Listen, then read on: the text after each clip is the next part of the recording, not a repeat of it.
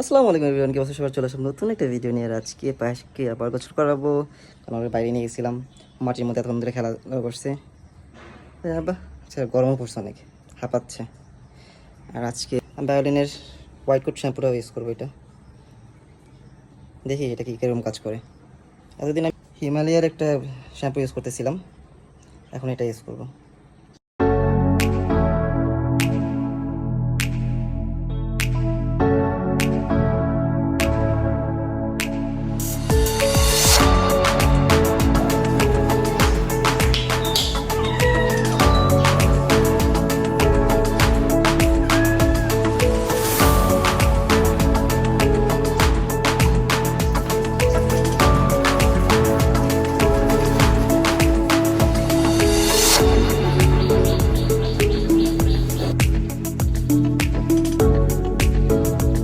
এখন এটাকে শুকানোর পালা। আর ওকে হেয়ার ড্রাই দিয়ে শুকানো যায় না, অনেক ভয় পায়।